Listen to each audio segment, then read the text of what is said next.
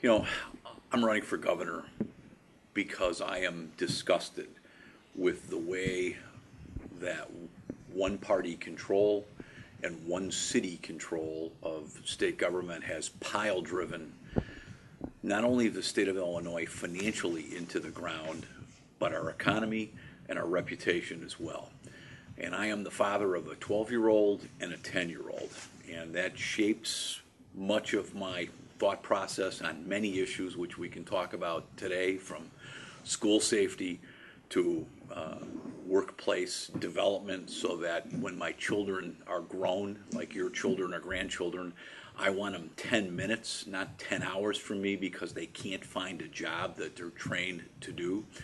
And last but not least, I have a unique background in state government, as Joan and these fellows can attest. And I believe I bring a skill set that no one else has, a dose of reality of what it's like to run this operation of state government. And I have a proven track record of being able to work with a Chicago-controlled legislature, and whether I like it or not, they drew the map, and it's going to be that way for a while. But Joan and I have worked with Speaker Madigan, and we forced this state to live within its means. At the end of the Edgar administration, there was $1.5 billion surplus. We paid our bills in 17 days. The credit rating, primarily thanks to her, went up under Jim Edgar for the first time in Illinois history. But the most telltale statistic was the unemployment rate of Illinois was well below the national average. And who your governor is does have a direct impact on your unemployment rate.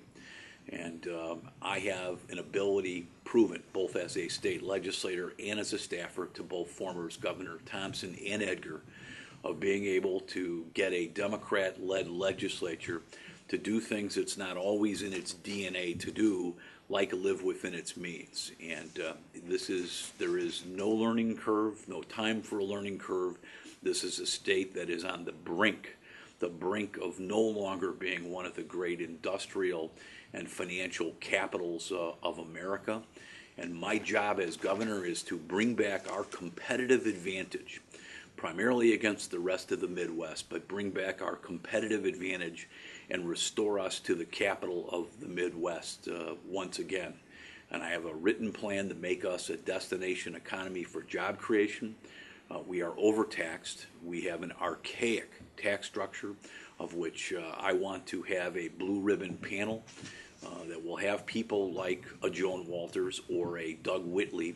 Whitley is perfect, head of the Chamber of Commerce, former Taxpayers Federation president, and a revenue director of the state. Tom Johnson, Joan Parker, a lot of people come to mind, but business people, very few politicians.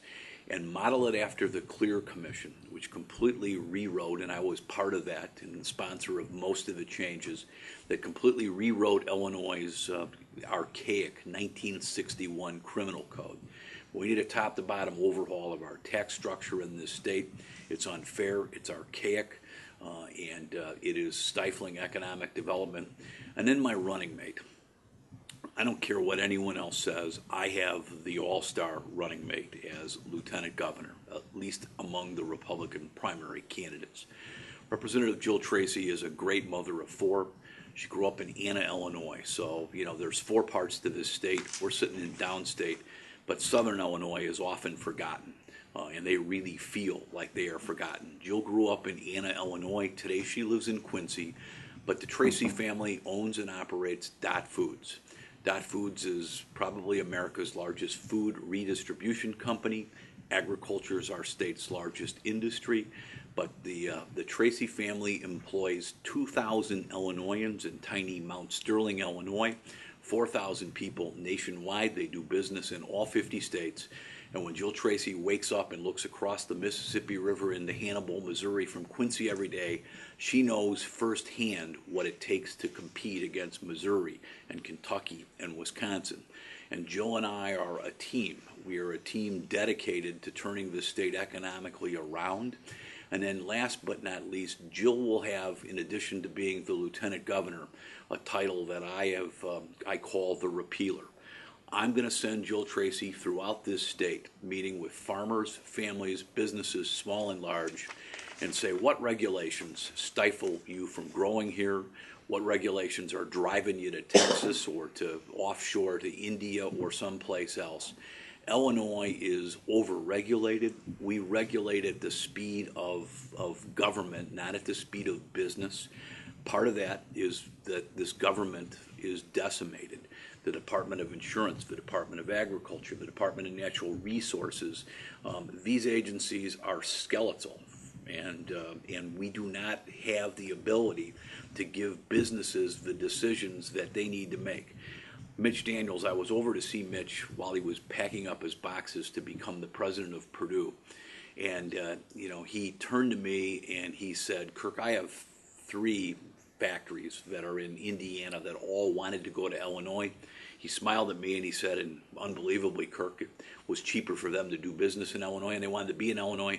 They couldn't get answers out of your bureaucrats in Springfield. So those jobs are all in southwestern Indiana or western Indiana because your regulatory system was as big of a problem as your tax system in the state of Illinois. So Jill's going to be known as the regulator. And then last but not least, I have always led by example on ethics. I sponsored the first ethics changes in state government in more than 25 years. I attested once to my co-sponsor of that bill, and it ended up in a television ad. But I've always led by an example on ethics, and the cadence of corruption is the 3rd job killer. It's taxes, it's regulatory climate, and it's the cadence of corruption that continues day in and day out. And there's a fertilizer factory that's in Iowa today. University of Chicago graduate, be cheaper in Illinois, so why is that $1 billion operation in Iowa? The man gave 2 answers. He said, I'm a University of Chicago MBA, and I can read balance sheets, and you people have more unfunded pension liability than any state in America, and I think knowing the crop of characters that are in Springfield, you're going to come looking to me. But Iowa is a corruption-free state, and I don't want to deal with the corruption and the reputation for corruption in Illinois. So the 3rd cog is corruption. And then one last thing before I open it up to whatever questions or suggestions that you have. Let's talk about Springfield and Sangamon County.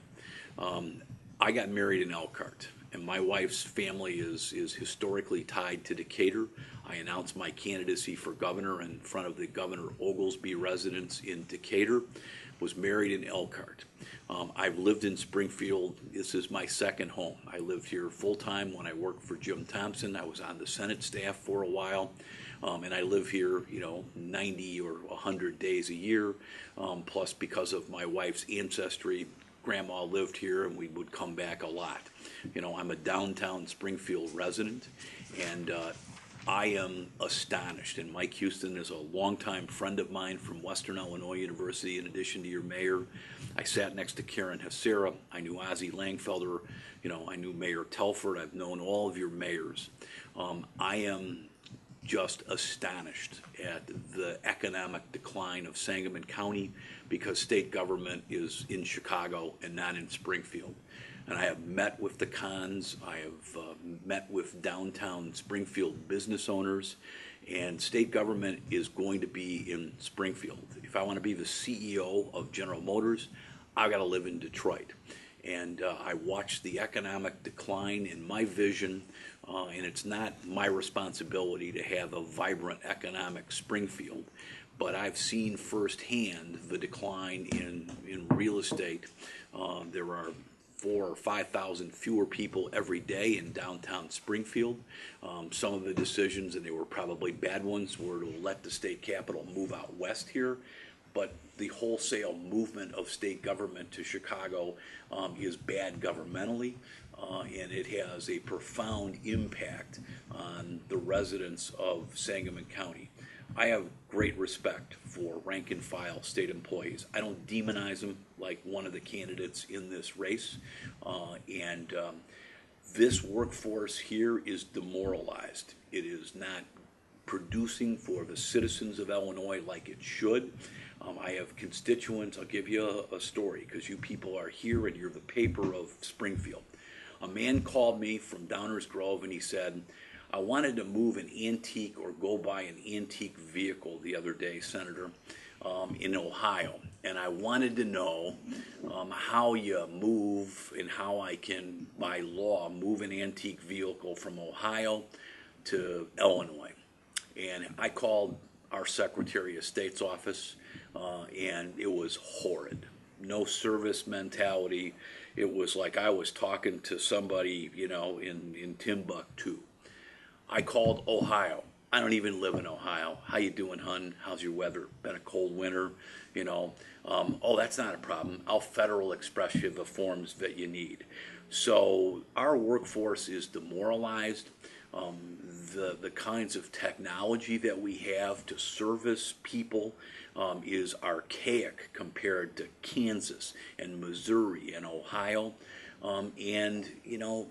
Part of it is the fault of the leadership of this state.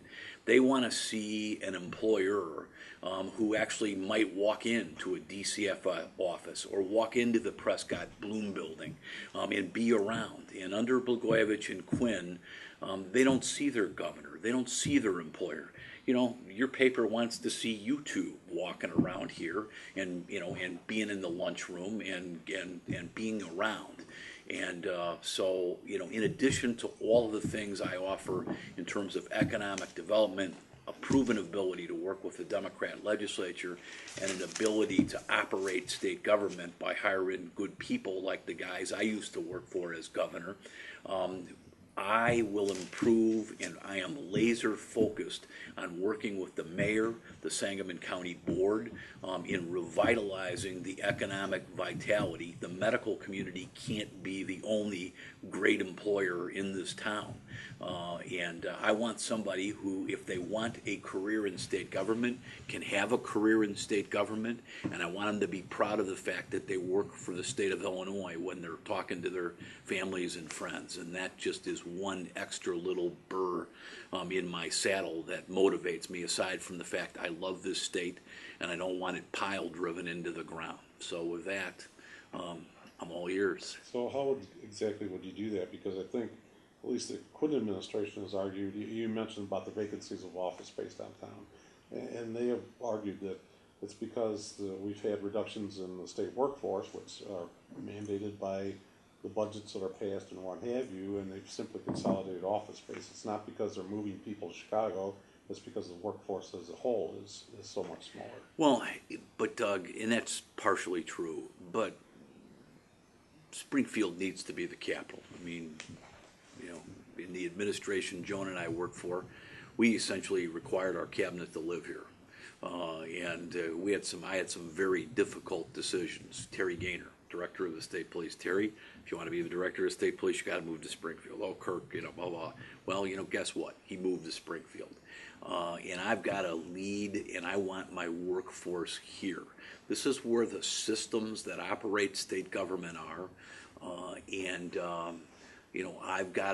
It's got to be my role to have the people that I'm depending on. And we're obviously going to have a workforce in Chicago, but the nerve center of this state ought to be Springfield. It should not be Chicago. And Chicago's important, don't get me wrong. I don't want to bash on Chicago, but this is where it needs to be. I need to be in the governor's residence so that on a Thursday afternoon, when there's a little flare-up, I can have a legislator come over to 4th and Jackson and see me, or I can do what Jim Thompson and Jim Edgar did, and that's walk over to the Capitol building at 10 o'clock at night in my blue jeans in a sports coat if I have to. And, I've got lots of criticisms of Blagojevich and Quinn. They've never understood how to work the General Assembly. One of the guys running in my primary wouldn't have a clue on how to do it. And the two who have been state legislators are not as adept at doing it as I am. But Doug, it's just the focus, and it's more than just state employees. I want to work with Vicki and the downtown business folks, and I have a vision on what we can do, working with Senator Durbin and others with respect to extending a national historic site that sort of runs over to Union Station in front of the Abraham Lincoln Museum. So, I mean, that's just one of the extra pluses of Kirk Dillard to your readership, which is unique. I want to work on developing and expanding the Lincoln home site, and I've got some historic vision for downtown Springfield. And then we've got to let people, I mean, Joan and I both live downtown Springfield, whether they're empty nesters or whether they're yuppies. We need to have people living in downtown Springfield in these buildings, historic buildings. We got to discourage anybody from tearing down any historic buildings and turning it into a parking lot or a vacant lot, but you got to have some vision. And you know, I get to go to Madison, Wisconsin a lot. I have a vibrant law practice that gets me to Austin, Texas, and I see a lot of capital cities, and this one needs a facelift. By what you said about Terry Gaynor, are you saying you would have other directors mandatorily live in Springfield? I will encourage them. It will go on a case-by-case basis, but if you want to be a director of the Illinois Department of Insurance, you ought to live in Springfield. And yesterday, in that very chair, Senator Brady said he would consider selling the State of Illinois Center, which was also a Blagojevich idea, and then maybe renting space. Was Bill going to sell it to the French? I don't. Oh.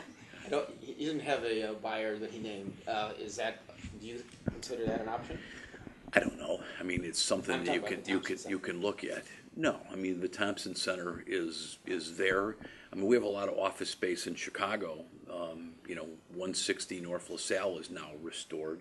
I'm sure we run office space in Cook County that could perhaps be consolidated into the Thompson Center.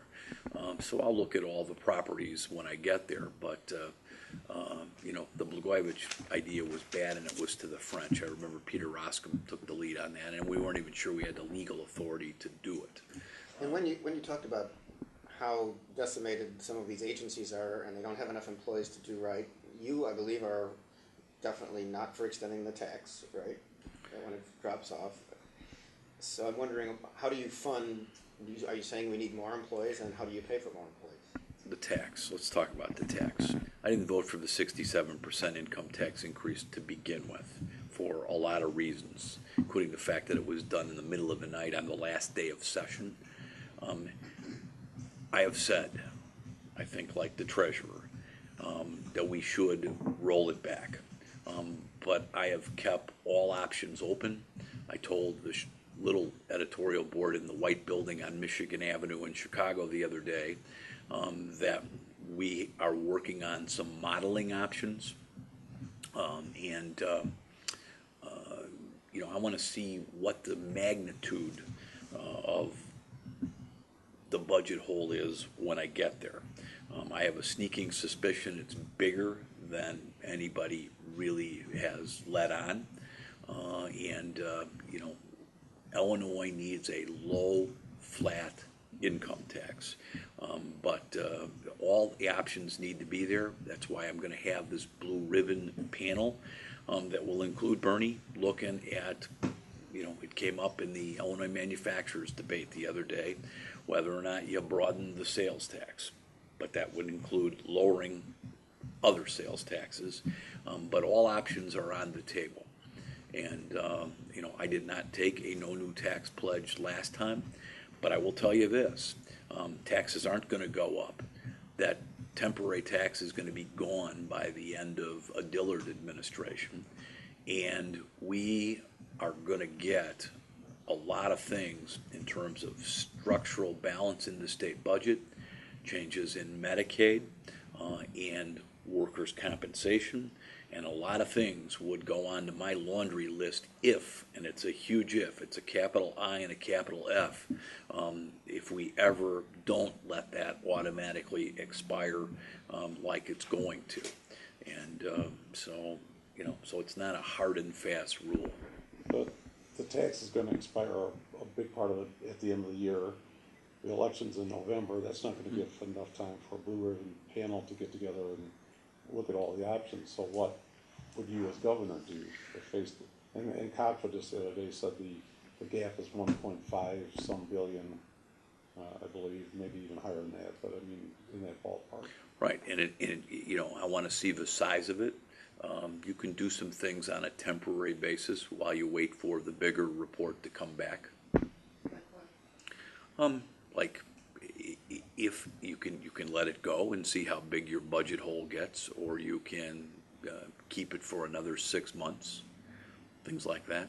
But if you already know that you have a sizable hole already that you know is going to be there, what would your immediate stopgap be? My immediate stopback or gap would be, let's start taking a look at Medicaid and the people that are ineligible to be on the Medicaid rolls, and there could be more than 100,000 of these people. You got to grow your economy immediately, and then you get there and you see what the size of that hole is, and you figure out what to do. And I want to see what the Democrats do. They said that they're going to let this thing expire. I didn't vote for it. I want to see what their plan is. Well, we know Madigan wants to cut the corporate tax in half. That's a beginning salvo. Correct. What do you think about that? I think it's good that he's finally recognized that we have a business climate in this state that is non-competitive.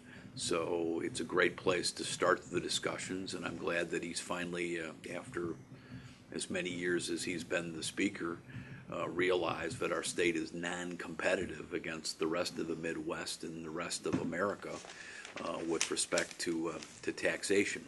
And again, Joan, it's also unfair. I mean, as we learned from the Chicago Mercantile Exchange, when you have one company or one entity that was paying maybe a sixth of your corporate income taxes, your system obviously is not fair. So it's not only a matter of rates, it's about fairness as well. And you got to look at the fairness, you got to look at your rates, and and you got to look at your regulatory structure, and then you got to have a governor and a lieutenant governor that number one, don't demonize business and give you some semblance of stability, not only with the Wall Street types, but the U.S. Chamber of Commerce, as well as your own business folks in the state of Illinois. So, small businesses, as you, I'm sure well know, and some medium businesses pay personal income tax. Most of them. Corporate, and so it's already unfair if you just cut the corporate tax. Absolutely. And then you're making the hole bigger, so I guess I'm trying to understand where this leads us inevitably. A low flat income tax is an amazing tool for the state of Illinois. And I spend a lot of time with small businesses because it's 85% of the job creation in the state. But people forget about small businesses when we're sitting here talking about the EDGE tax credits and the kinds of tax incentives that have been given to businesses recently. I just spoke to 2 different small business advisory groups, and they say, why should all the big guys, ADM and CAT and whoever else, the Mercantile Exchange, why should they get incentives? What about us? And they're absolutely correct. There's $1 million threshold in some of the EDGE requirements. And, I want a state where I don't have to offer incentives to anybody to stay here. We're the capital of the Midwest. Nobody has our infrastructure, natural resources. Nobody has our community college system. I was in Danville the other day and met with Tyson Krepp, a German manufacturer.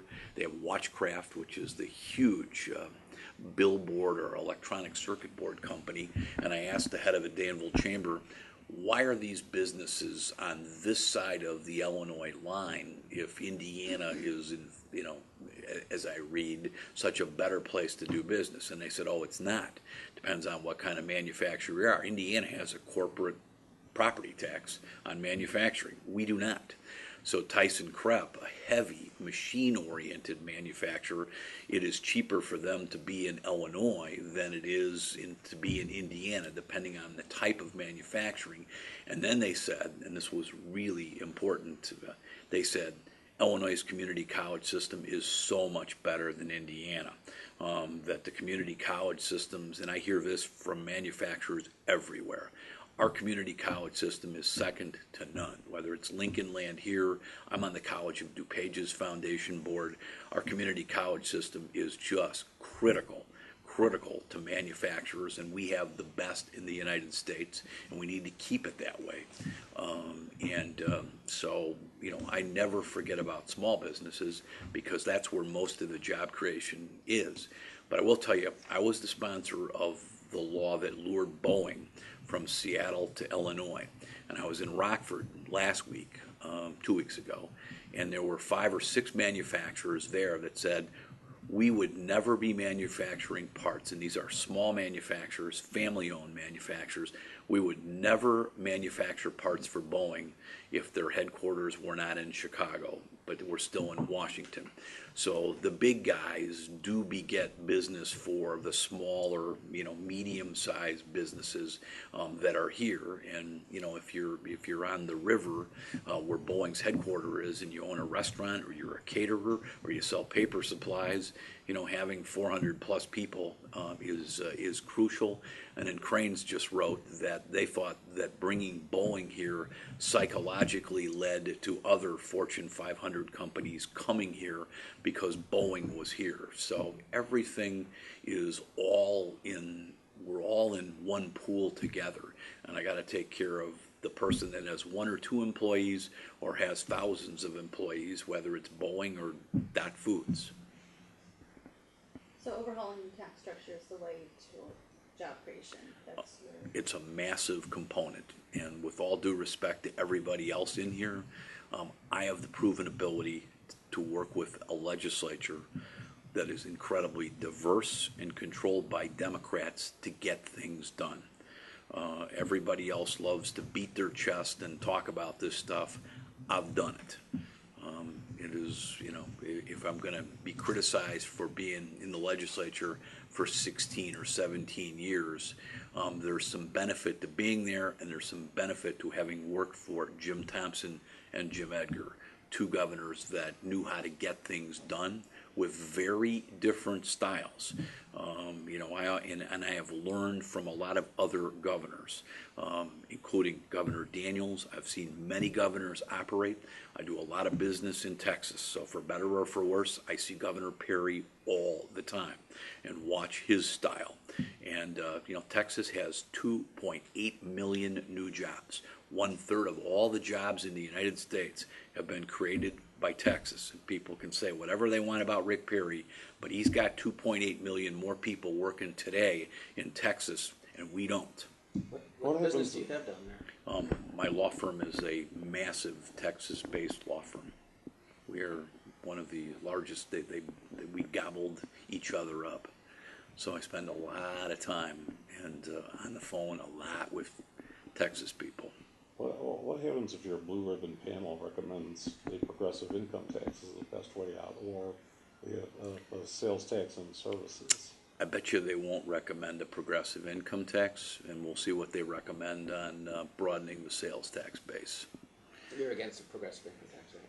Progressive income tax is a massive tax increase. It can be a tax increase on people as low as $18,000, and the statistics are, in the states that have a progressive income tax, if you're a family that earns $55,000, 55 grand, okay? So if you're a family at 55 grand, in the states that have a progressive income tax, it's a tax increase on 85% of those who make 55 grand or more. You think $55,000 is the rich? So it's a massive tax increase. But it wouldn't have to be that way because the level could be changed by legislature, right? It could be, but you're going to offer, and I've said I'm not for the constitutional amendment of Mike Frericks until I know what the rates are. People of Illinois, if they're going to vote on a constitutional amendment, ought to know what the rates are. But I'm just telling you, in states that have a progressive tax increase, if you make 55 grand, if you're an Illinoisan, and they're talking about progressive income taxes, you make 55 grand or more, in 85% of the country, it's a tax increase for you, and I can imagine it will be a tax increase for you in a state that's run by the Chicago machine. It's going to be a massive tax increase for you. But the bottom line is, you better get a handle on Medicaid. We're talking about different governors. I was in Wisconsin, and Governor Walker grabbed me and he said, your pension problem is huge, Kirk, but Medicaid is twice the size of a problem for you as your pension problem is. And Kirk, you better manage Medicaid in Illinois because you're out of control. There's no state in America that on a per capita basis spends more on Medicaid than you guys. He goes, I don't care if you got a Cadillac program, but your efficiencies are horrid in Illinois. You're spending more per capita, which shows that they don't manage it well at all than any state in the country. So, Bernie, before you throw more money at it, you better get a handle on Medicaid. You better have somebody purge those rolls day in and day out, and Blagojevich and Quinn have not done that, so that you can provide better Medicaid services for a single mom with some kids or a senior citizen. You got to get rid of the people that aren't eligible to be on Medicaid, and nobody's done that. Nobody's been watching the rolls, and you got to get them off, and you got to work with your local state's attorneys and the United States Attorney's offices in all 3 districts in Illinois to put people in jail, and those are not just always the recipients, they're the providers, to put people in jail for Medicaid fraud. The New York Times, a paper that's to the left of this one, says that 10% of Medicaid is fraud. I've heard Newt Gingrich, because I don't like us being the brunt of jokes out there all the time, but every speech Newt Gingrich gives, he goes, and can you imagine what Medicaid fraud is in a place like Illinois? 10% is a lot of money. You're into billions. And you got to manage Medicaid in addition to growing your economy, and many of your problems start to slowly go away. What's the Medicaid budget now? Today, our spending is, it's over $10 billion, probably close to 15-ish. It's more than we spend on education.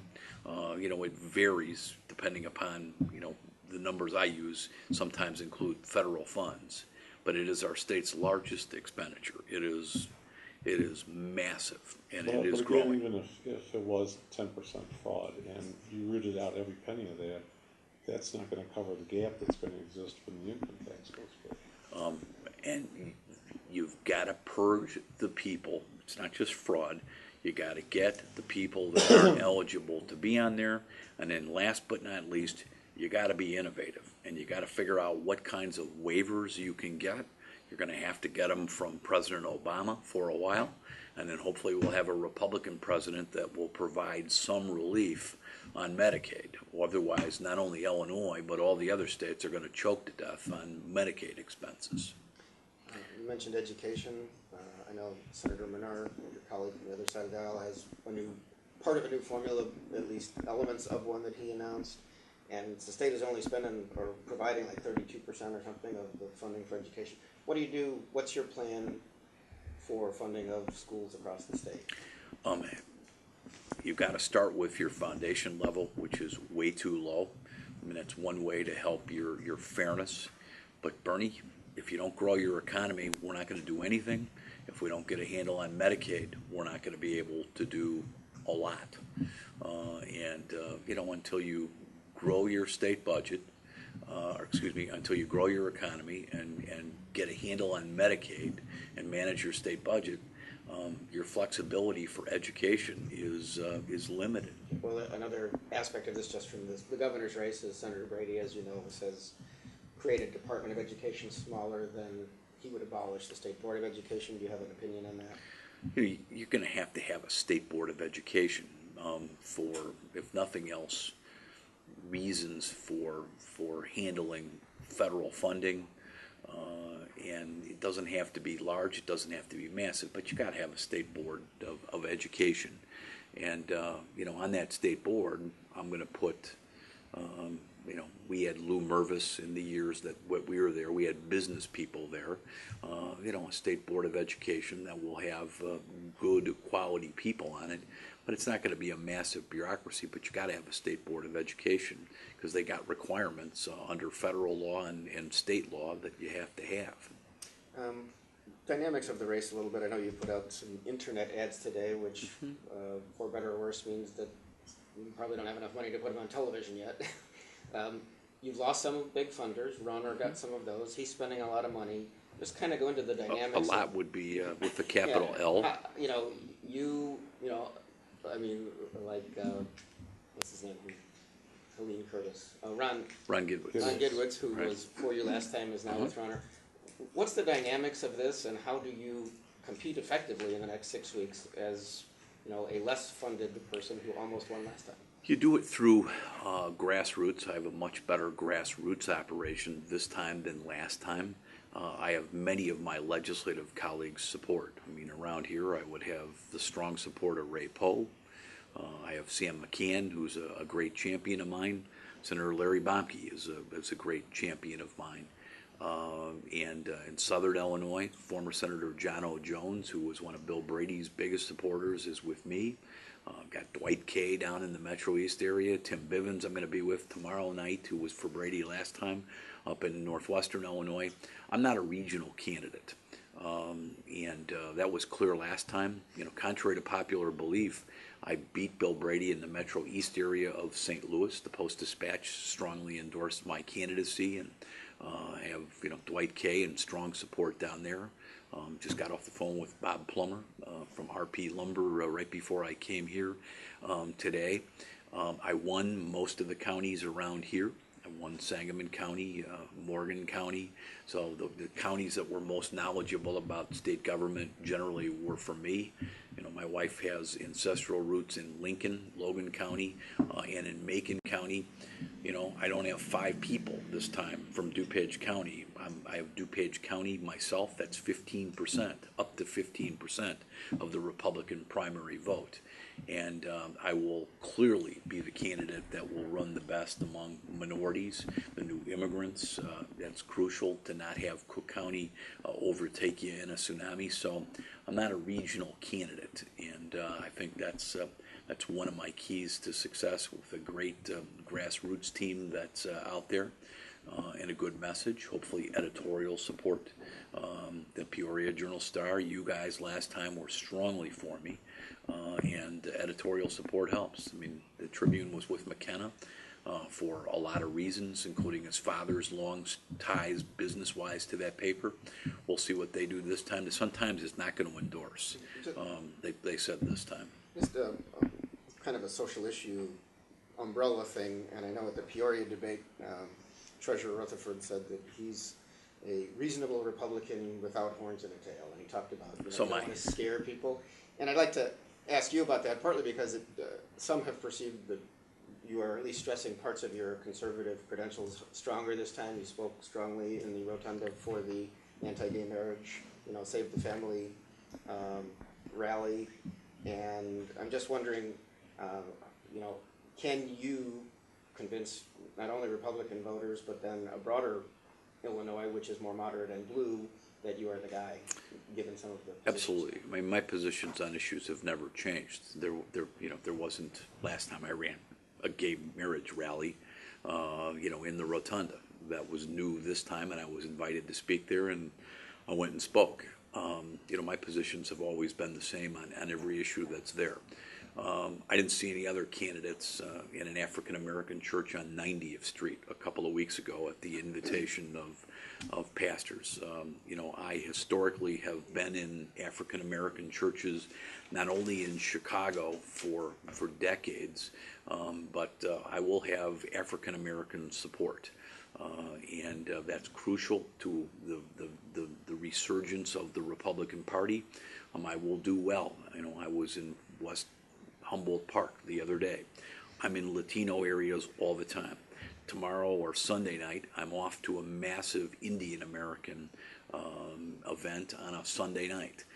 So I will run well in areas that Republicans don't normally run well. And, Bernie, I read, and they don't let me read it. Glenn Hodis and my wife will stop me from reading blog sites often. But I'll read the same blog site. And in one entry, it will call me a rhino, and in another entry, it will say that I'm, some conservative, that does have a tail and a horns. I'm Kirk Dillard. It depends on the issue. I'm reasonable. I listen well. I respect all points of view. And I think that's a hallmark of my ability to get things done in Springfield. And, you've got to look at the issue to tell where I'm at.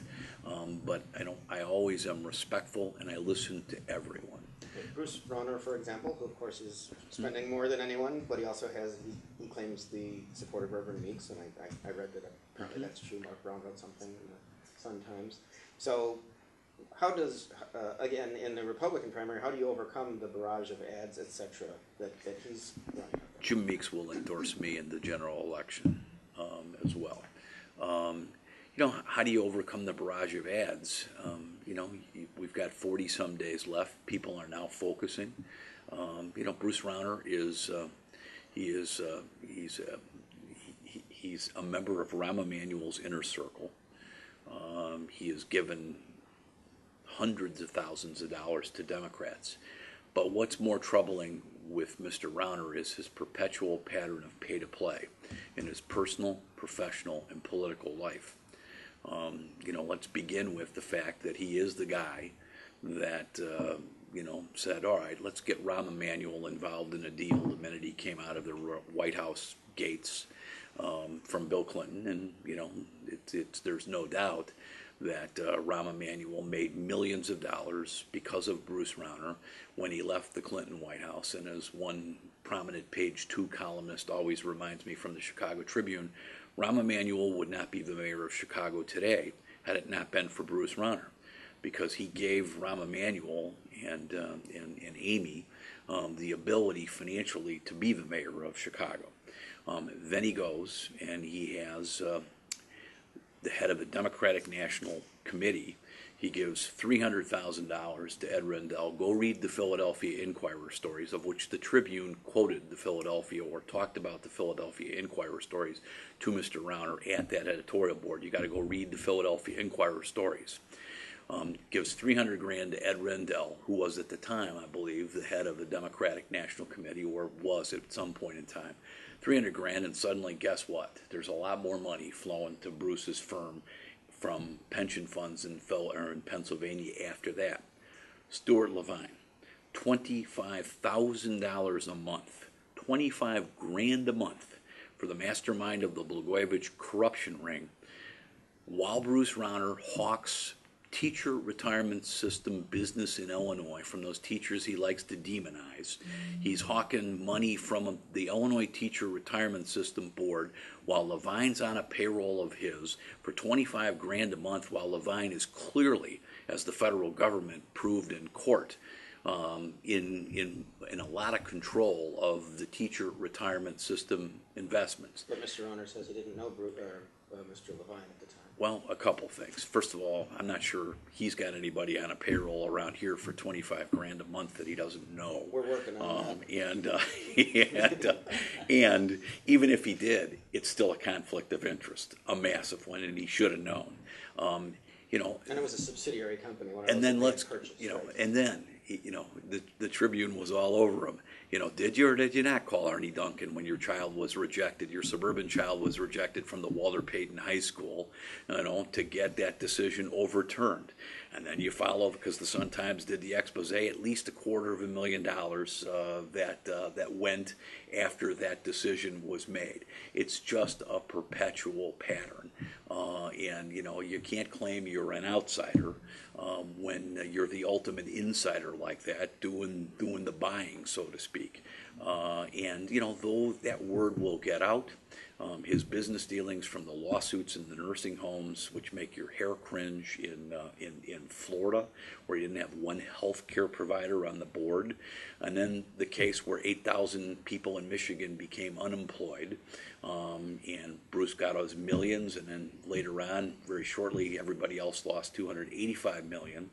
And according to a Michigan law professor, If Enron and WorldCom had not come around, Mr. Rauner and that corporation, Lasson, I think is how you pronounce it, would have been the biggest accounting fraud in American history, and the CEO and a couple other people went to jail. So there's a long history, and 40 days is out there, and people will start to focus on what's going on. I hope, Bernie. If they don't, then the state's going to have to figure out how it deals with them. Or Pat Quinn will run those ads and have a field day, because I might not have the money to run those ads, but I'll guarantee you Pat Quinn and the Democratic Governors Association will. Anything you want to say about Mr. Rutherford, as long as we're talking about your opponent? No, it's just he's got questions. How important are the state's unpaid bills to you? How much of a priority is that, and how do you get it handled? The pension bill. The reason I didn't vote for the pension bill, there were many, including the fact it was drafted over Thanksgiving, and we were given, here it is, vote on this 350-page monster like Obamacare. We'll tell you what's in it later. I thought that we should have required by law that Governor Quinn use the $1.3 billion in savings to first pay down the old bills and then give us his plan on how to roll back that 67% income tax increase. And I've known Pat Quinn because he grew up in my neighborhood since I was 12 years old. His brother was on my Little League team. Pat's going to use that savings to expand the government. I mean, I know him well. He's going to expand the government with that. He promised that he'd pay down those old bills with the 25 or 26 billion of new revenue we've had from the 67% income tax increase. And he hasn't done that. Don't take my word for it. Wall Street, if you haven't noticed, has downgraded them multiple times. And the old bills are paramount. You pay down your credit card debt first, then you figure out how you roll back your income tax increase. Then you get a handle on Medicaid. You grow your economy, and you start to see daylight or sunshine. Will the pension bill would you count on the savings there, or do you really question how that's going to? That's why I think they should have made them just put every penny of savings right off into the old bills. I'm worried that if the Supreme Court finds it unconstitutional, that they will have either thought they were going to have more money or have spent more money, and we'll be out on a limb farther than we are today. We'll see what the Supreme Court does. But if they rule that unconstitutional, I'm worried that the hole just gets bigger, including the fact that they're going to spend, knowing the nature of these folks down the street, they're going to spend it or want to spend it. They're going to say, wow, we saved this money, so let's put more into Medicaid or education or whatever their priorities are. You talked a few times about your ability to work with others in the legislature. How is your ability to work with public sector unions? Good. I have, as I told you, I have respect for state employees, most of them. I do have some issues with what percentage of the state workforce is unionized now. So, I'm going to have a lot less flexibility to do things in terms of merit employees and others that Governors Edgar or Thompson or Ryan had. But I believe that if you have a relationship, a good one, and it will be professional. They're not going to get what they want all the time because we don't have the money to do it, nor am I going to let them, run the operation. You still have to have an employer, as good as some of these people may be, but I think that's a strength. I will be able to not only improve the morale of state workers, but I believe I'll get them to get and do concessions that perhaps a guy with a sledgehammer approach might not. I was the Senate sponsor of the work rule changes for McCormick Place, and I know how to keep unions from killing the goose that laid the golden egg, and I also people forget. And there was a bill that Jim Riley, who worked with Governor Edgar and Thompson's former chief of staff, that he always reminds me of the real first major pension reform was a pension reform bill that dealt with the CTA and the mass transit drivers' pensions in Illinois. He goes, don't ever forget that. So, I've gotten concessions before firsthand from some of the toughest unions. I mean, if you think AFSCME and Henry Bear are tough, why don't you meet the Chicago electricians and carpenters and riggers and decorators and the Teamsters Union? Henry's pablum compared to them.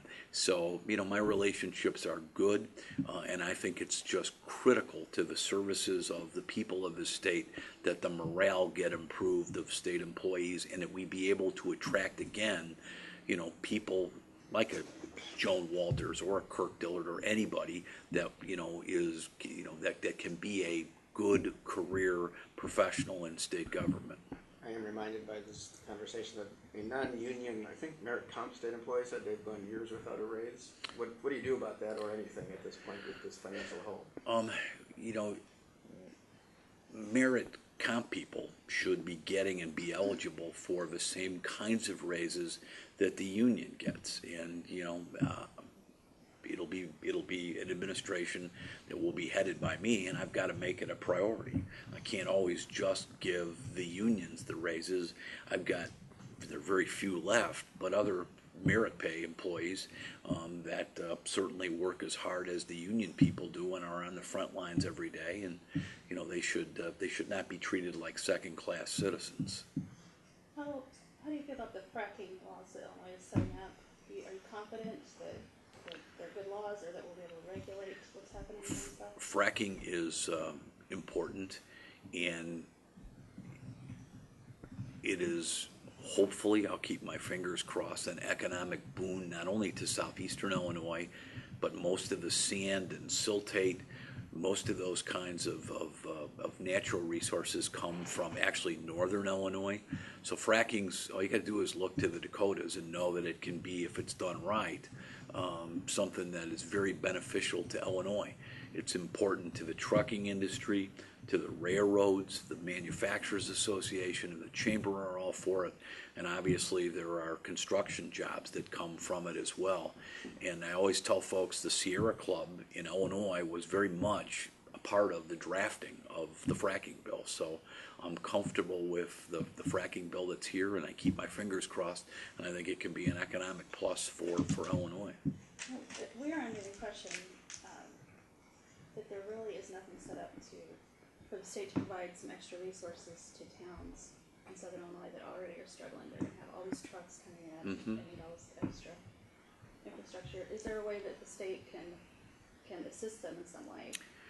I don't know. I mean, it's certainly something that we probably ought to look to if they're suddenly going to have, it's very similar to when the state would go in and build a penitentiary. We'd have to have water lines and extra roads and things like that. I mean, it's clearly something we should talk about.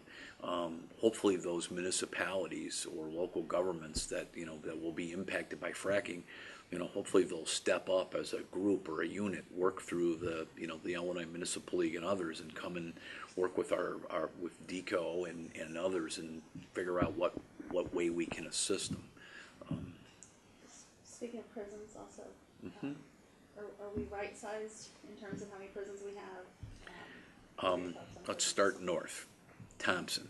I mean, I thought it was crazy to sell the federal government the Thompson Penitentiary, especially without extracting a higher price for that property. If the feds wanted it so badly, they should have paid us more than we put into it, and we need the space.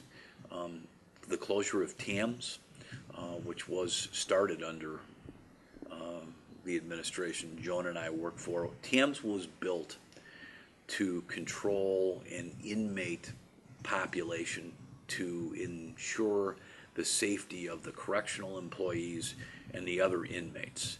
And from a correctional standpoint, putting aside the financial concerns, it was a horrid decision that puts any employee of the Department of Corrections at greater risk of not returning home to their children, or their wives, or their husbands, or significant others at night.